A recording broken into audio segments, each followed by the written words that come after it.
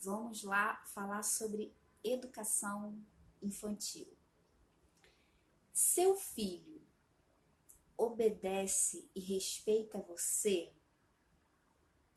Você tem dificuldade em lidar com os desafios que o seu filho traz quando ele não consegue lidar com não? É um problema para você dizer não para o seu filho? O seu filho, ele lida facilmente com não? Ele consegue administrar esse sentimento que é uma coisa negativa na criança ou não? Como é que está sendo aí na sua vida? Existe uma fase muito comum da criança que é o Terrible Two. As pessoas caracterizam o Terrible Two, que é quando a criança completa 2 anos, e esse Terrible Two pode vir aos 2 anos, 2 anos e 3 meses, 2 anos e 4 meses. Pode vir também antes, 1 ano e 8 meses, 1 ano e 10 meses, porque vai variar um pouquinho aí, né, de criança para criança. E uma coisa que acontece no Terrible Two é porque a criança ela começa a desenvolver a sua emoção, a desenvolver, no caso, faz parte naturalmente do desenvolvimento infantil. Nessa fase, ela começar a lidar e se atentar às emoções, à raiva, ao medo, à tristeza. Ela também começa a aflorar muito o eu. É meu, eu não quero, não vou agora. Então começa a aflorar na criança várias situações que são comuns dentro do desenvolvimento infantil. E dentro desse desenvolvimento que acontece de forma comum, chama-se Terrible Two, porque a criança que antes era muito tranquila, agora ela diz não para tudo. A criança que antigamente não fazia questão de nada, agora tem que ser do jeito dela, como ela quer, e se não for, ela faz birra, ela não aceita. E essa fase é comum de acontecer, mas é muito importante que, enquanto mãe, você saiba conduzir esse momento. Porque quando você não sabe conduzir, a criança ela começa a trilhar 2 caminhos. Ou ela é uma criança que você vai começar a podar até o próprio desenvolvimento dela, você vai reprimir através do medo. É quando você não trabalha nada na criança, você não desenvolve nenhuma característica. Quais são essas características? Habilidade de focar em solução, habilidade de resolver problemas. Uma criança que é responsável, você pode começar a desenvolver esse comportamento na criança, essa característica, desde pequenininha, que é quando ela é responsável pelos seus próprios brinquedos. E algumas mães pensam, às vezes, que a responsabilidade vai surgir de uma hora para outra ou quando tiver necessidade na vida adulta, quiçá adolescente. Um adolescente ou uma vida adulta, quando ele for grande ele vai aprender isso porque vai ser o momento. Claro, ele aprende isso, né, em outro formato. Ele tem responsabilidade com uma prova, ele vai ter que estudar um pouquinho mais, porque está na hora da prova. Ele aprende isso em outro formato. Mas enquanto criança, existem várias situações que você pode explorar para o seu filho começar a lidar com a responsabilidade. E vamos avaliar, vamos analisar. Uma criança que lida com essas características, quando você tem a intenção por trás do seu ensinamento, quando você tem essa intenção, quando você começa a trazer isso à tona numa criança de 2 anos, 3 anos, 4 anos, 5, 6, 7, 8, 9, vai ser uma criança completamente diferente de uma criança que a mãe nunca abordou essa situação, nunca teve esse olhar para essa situação. Uma criança que sempre foi só criança e que, deixa, é só criança, Deixa, quando for adulto faz. Para que fazer agora? Então, é claro que a gente explora de maneira bem sutil, que é quando a gente às vezes pede para ela pegar a roupinha dela e colocar no cesto de lavar. Você não vai pegar pela criança, ela sabe. Ela consegue fazer isso com 2 anos e meio. Ih, essa roupinha tá suja. Onde que é essa roupinha suja que a gente coloca para lavar? Você ensina isso para o seu filho. Então você leva ele no cestinho de roupa suja, coloca a roupinha no local certo. No dia seguinte, quando ele tirar, você utiliza uma ferramenta, perguntas curiosas. Filho, aonde que bota a roupinha suja? Aí ele vai e coloca no lugar. Você está ensinando ele a ser responsável pelo que ele é capaz de fazer. E você vai fazendo isso com pequenas coisas, com a roupa de lavar, com um pratinho que ele comeu, colocar na pia. Quando ele vai crescendo, ele vai ganhando outras responsabilidades, às vezes de limpar alguma coisa que ele sujou. Então, são situações que você pode explorar com o seu filho, para que ele possa ir se habituando a esse comportamento que é como eu falei. Se você faz isso com uma criança nos seus 10 primeiros anos de vida, com situações que cabem, claro, a cada idade, a cada fase, vai ser muito mais fácil para ela entrar na adolescência, porque são outras responsabilidades que ela vai estar adquirindo, né? Vai ser muito mais fácil para ela na vida adulta, porque ela já vem desse padrão de comportamento. E eu estou falando aqui de um mero comportamento, que é a responsabilidade. Eu não estou nem abrindo leque aqui. E se a gente for abrir o leque, por cima, habilidade de resolver problemas. Quando você começa a desenvolver isso no seu filho, quando o seu filho tem 3 anos, então a birra é porque ele quer uma coisa que ele não pode ter, tá? O problema não é a birra. A birra é normal, é uma fase comum da criança. A questão é o que você faz quando o seu filho começa a fazer birra. Qual a sua intenção por trás da sua... A forma como você conduz tem uma intenção ou não? Se não tem uma intenção, você está perdendo tempo, porque você já poderia estar trabalhando essas características para você poder desenvolver no seu filho. Então, por exemplo, a criança está fazendo birra, a criança não quer aceitar determinada coisa. Quando ela está fazendo birra, ela não tem a solução do problema dela. Ela está com um problema e ela não consegue lidar com aquilo, né? Você pode simplesmente pausar o seu filho, cala a boca, para de fazer pirraça agora, sai daí. Pausou. Eu não criei nada, habilidade nenhuma. Então, existem algumas mães que vêm de uma criação rígida, né? E os tempos eram outros naquela época. E é isso que elas passam para os filhos dela. Eu mando, você obedece, cala a boca, sai daí, acabou. E elas têm uma falsa sensação de que as crianças obedecem. E as crianças até obedecem, porque elas são pausadas pelo medo. E elas não estão respeitando você nesse momento, porque respeito não é medo. Nada tem a ver respeito e medo, são coisas completamente diferentes. Você respeita a pessoa por uma opção, porque você tem apreço por essa pessoa, porque você tem admiração por essa pessoa. Então você para ouvir o que essa pessoa tem a lhe dizer.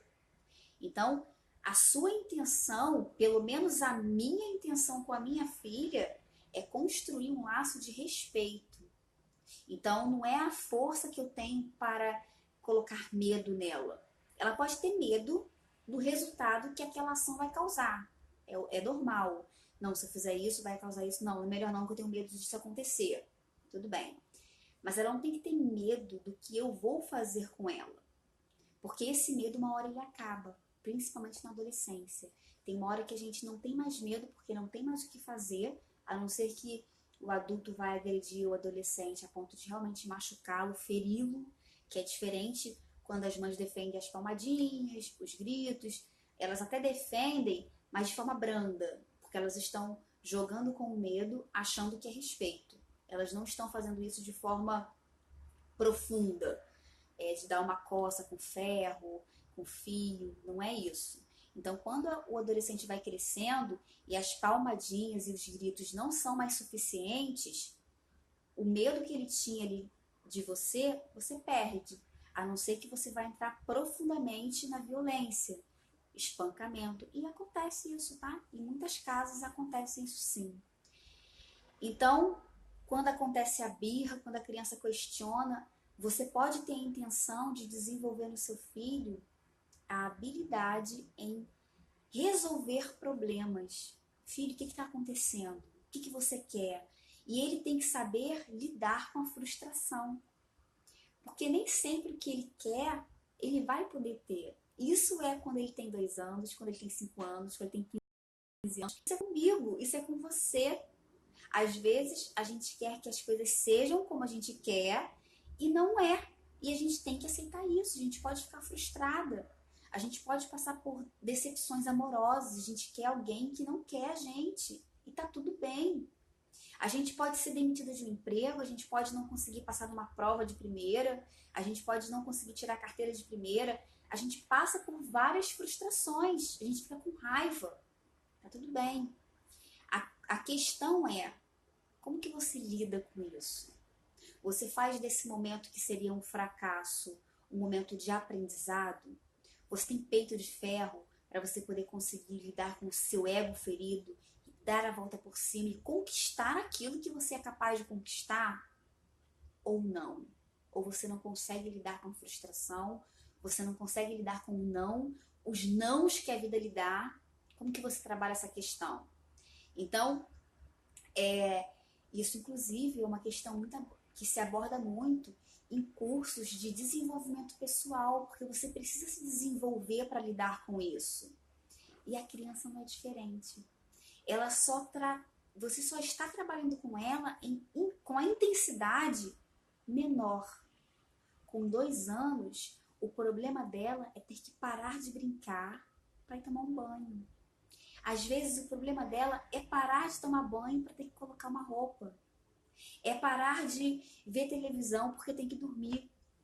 Não, Kurama, aí não. Meu gatinho tá subindo aqui, fala: olá, pessoas, eu sou muito chata. Eu sou muito chata. Vem ficar comigo. Não fica não, igual Tom. Vem então, ficar comigo aqui. Olá, pessoas. Ué, você não tá me perturbando aqui? Então, assim, a questão é o seguinte: qual a sua intenção quando você lida com as birras do seu filho? Você tem alguma intenção? Você sabe o que você está fazendo? Quais são as características que naquele momento de tensão você está ajudando seu filho a desenvolver? Você está aflorando o seu filho? É muito perigoso você não saber responder essas perguntas. Porque é muito importante que nós, mães, façamos estudos em cima de comportamento, em cima dos desafios que a gente vem enfrentando, porque essas questões não são fáceis de lidar, são muito difíceis. E à medida que você estuda, você mesma se desenvolve, você aprende, né, sobre o universo da maternidade, sobre as crianças, para que você possa saber o que fazer. Nem tudo na maternidade é só intuição, não. Você precisa unir o seu conhecimento com a sua intuição. É claro, isso é maravilhoso você intuir isso. Você juntar o seu conhecimento com a sua intuição. Agora, você ficar só com a sua intuição, eu acho que ou eu vou tentar assim, é o meu jeito de ser, sem ao menos pesquisar e estudar outros formatos, pode ser perigoso. Porque em algumas situações, a gente pode fazer uma questão de tentativa e erro. Eu vou fazer um bolo. Ah, vou ver se vai dar certo. Se não der certo, eu vejo uma receita na internet. Aí eu pego qualquer receita na internet e faço. Ah, se não der certo, eu compro um livro de alguém conceituado. Então, eu posso estar fazendo por tentativa e erro. Mas dentro da maternidade, dentro do comportamento infantil, do desenvolvimento do seu filho, o erro, ele pode custar muito caro. E assim, não significa que você não vai ter erros. Claro que todos nós temos erros. Nós vamos estar errando constantemente, isso é normal. Mas a gente tem que buscar errar menos e de forma consciente. Buscar estar sempre... A gente tem que buscar a excelência. E você pode falar, mas é claro que eu busco a excelência. Só que para você se certificar de que você está buscando a excelência, você precisa estar estudando. Porque não tem como você buscar a excelência sozinha, sem ler livros que trazem dados científicos, ferramentas para você poder saber conduzir, ler sobre o universo e aprender sobre o universo de desenvolvimento infantil. E isso é buscar a excelência, porque mesmo a gente fazendo isso, a gente ainda erra, a gente ainda cai, e aí tá tudo bem. Agora, se a gente não faz nada e vai só com a intuição, é perigoso. Eu não faço isso. Eu não faço isso porque o erro dentro da maternidade a gente paga muito caro. E eu não quero mais pagar por esse erro. Eu quero estar em aprendizado constante para que possa me auxiliar e até cortar caminho, né? Porque eu posso aprender muita coisa sozinha. Mas existem muitas coisas que já estão aprendidas que vai facilitar o meu caminho. Eu preciso estar cortando o meu caminho com pessoas que aprenderam com os erros, né? Que muitas vezes não tem como voltar atrás. Às vezes não tem como voltar atrás. Então, educação positiva é onde você está consciente, plena, lidando com os desafios da criança com alguma intenção por trás. Qual é a minha intenção agora? O que eu estou ajudando meu filho? Seu filho está fazendo birra no meio do shopping, seu filho não quer ficar de mão dada com você, ele quer correr. O que você precisa ensinar para ele ali naquele momento? Será que você precisa ensiná-lo a ouvir um não? Filho, ou você, Brahma, dá a mão para a mamãe, para a gente poder passear no shopping, ou você fica no carrinho, porque correr não é legal aqui. Aqui não é um lugar de correr. Então você está dizendo não, filho, não pode. Você está dando limites para ele, que ele naquele momento precisa ouvir. E, Kurama, aí você vai tirar a minha câmera. A minha câmera. A minha câmera. Vai pra lá, vai. Tem um momento da noite que o gato fica endiabrado. E agora o gato tá ficando endiabrado. Né, Tom? Tom não. Kuramita? Tá ficando endiabrada? Não pula aí, que aí é minha câmera. Aí minha câmera, aí não vai dar. Vai. Então é isso. Educação positiva, você tá me trabalhando. Ela vai pular aqui, vai derrubar minha câmera. Vai pra lá. Educação positiva. A intenção que você tem por trás em desenvolver o seu filho para que você possa fazer dos erros uma oportunidade de aprendizado. Todos os nossos erros é para a gente poder aprender alguma coisa. Erros não são fracassos, não são derrotas. Erros são situações naturais que acontecem e que você pode fazer desses momentos um momento de aprendizado. Você pode fazer com você e você pode também estimular o seu filho e desenvolver o seu filho nesses momentos de desafios, de birra.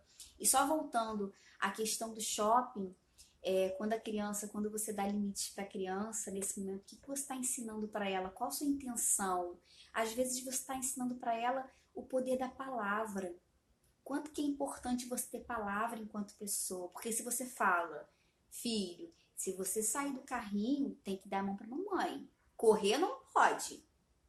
E se ele corre e você coloca ele no carrinho, você está mostrando que você tem palavra. Você está mostrando que você fala o que você cumpre aquilo que você fala. E quando você faz isso, você está sendo honesta com ele, honesta com você. E você está também construindo uma relação de respeito. Porque você explicou para a criança e você deu a oportunidade dela escolher o que ela queria fazer. Mas que aquilo tem uma consequência. Não, correr não. Vem, senta no carrinho. Então, você constrói muitas coisas quando você está conduzindo o seu filho na hora da birra. Ao ponto que, filho, se você correr no shopping, vai ter que ficar sentado no carrinho, porque não pode correr. aí a criança corre, entra em loja, pega coisa que não deve, aí você, ao invés de fazer aquilo que você falou que iria fazer, você não faz nada. Você permite, porque é criança, deixa, vai, faz o que quiser, não, tá tudo bem. Tem problema? Depende. Qual a sua intenção com seu filho? É ajudá-lo a ter características que é importante para ele, ou deixá-lo sozinho e quando for o momento dele, na vida adolescente, no momento de adolescência ou na vida adulta, aprender por si só e muito mais difícil, porque ele nunca lidou com aquilo antes, né? Então você que vai escolher seus filhos, suas regras, seus resultados. Fim de live, espero que você tenha gostado. Manda para mim nos comentários, por mensagem, desafios em relação à educação de filhos, a momentos do dia a dia, perguntas, desabafo. Coloque aqui nos comentários ou me manda inbox para a gente poder estar falando um pouquinho mais sobre isso em outras lives de segunda a quinta-feira, 10h28 da noite. Beijo e até!